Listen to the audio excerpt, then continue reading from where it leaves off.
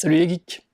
Aujourd'hui, je vous présente un magazine américain spécialisé dans les interviews d'artistes. Il s'agit du Comic Book Profiles.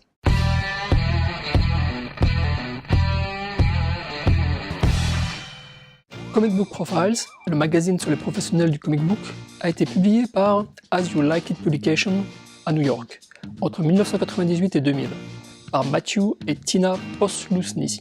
C'est marrant comme il s'agit aussi d'un couple qui s'occupe de Tomorrow Publishing, dont je vous avais parlé dans une vidéo précédente. Chaque numéro de Comic Book Profile se concentre sur un artiste et propose une interview du lead artiste, plus des interviews de ses proches et de ses collègues. Je n'ai acheté que 4 numéros qui m'intéressent et dont je vais vous parler plus en détail maintenant. Le Comic Book Profile numéro 3, spécial Neal Adams. J'ai une relation d'amour-haine avec Neal Adams. Amour parce qu'il a révolutionné visuellement la narration des comics des années 70. Haine parce qu'il se prend pour Dieu le Père, et que visuellement, c'est le seul artiste que je connaisse dont le style n'a plus évolué justement depuis les années 70. En bien ou en mal, tous les autres artistes ont évolué durant leur carrière. John Byrne, par exemple, ne dessine pas de la même façon en 2018 qu'il ne dessinait en 1978. Neal Adams, si. L'interview de Neal Adams est très intéressante, car elle présente une facette du bonhomme que je ne connaissais mal, son côté social. Je savais que c'est en partie grâce à lui que les artistes américains ont commencé à pouvoir récupérer leur page originale, qui était à l'époque jetée ou broyée par DC et Marvel. Mais je ne savais pas qu'il avait aidé Jerry Siegel et Joe Shuster, les créateurs de Superman, qui vivaient quasiment comme des clochards à la fin de leur vie. Il les a aidés à trouver un arrangement financier avec Warner Communication, une branche de DC, qui leur a payé une rente à vie et a remis leur nom de créateur en dessous du logo de Superman. Juste pour ça, merci monsieur Neal Adams. Le Comic Book Profile numéro 4, spécial John Romita Sr. Là aussi, j'ai appris beaucoup de choses sur monsieur John Romita. Par exemple, je ne savais pas qu'il était le directeur artistique de Marvel. Je ne savais pas non plus que Stan Lee le forçait plus ou moins à retoucher les couvertures de ses collègues afin de les homogénéiser. Traduction, qu'elles aient tout le look Marvel. En fait, j'avais bien remarqué qu'il le faisait, mais je ne savais pas que ça venait d'une directive de Stan Lee. Et comme Romita le dit lui-même dans l'interview, j'étais toujours mal à l'aise de faire ces retouches, et je m'excusais auprès des artistes comme Jack Kirby et John Buscema.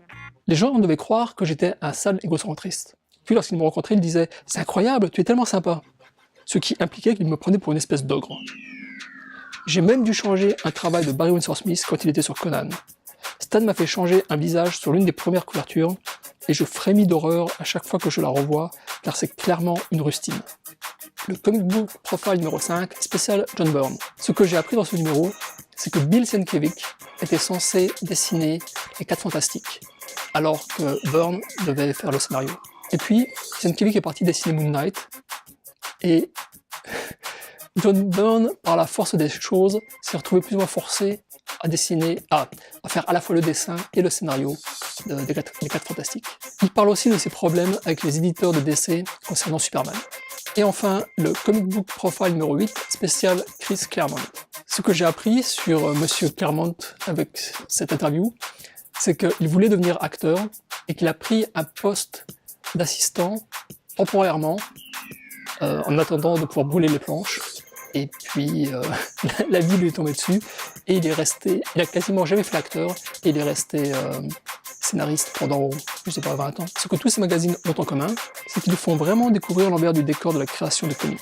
Tout le côté mécanique, le côté production, il faut que le numéro sorte demain. Personnellement, je suis très attiré par le côté making-of des BD, des livres, des films, parce que lorsqu'on prend conscience de la somme de travail, de la somme de connaissances qu'il faut pour produire un livre, un film, une BD, on se rend compte que c'est quasiment un miracle que l'un d'entre eux sorte et que ce miracle soit reproduit quasiment journellement. Et non seulement être produit, mais être aussi bien fait qu'ils le sont et être aussi distrayant qu'ils le sont. Donc, merci à vous, messieurs et mesdames les artistes. Voilà, cette courte vidéo est terminée, j'espère qu'elle vous a plu.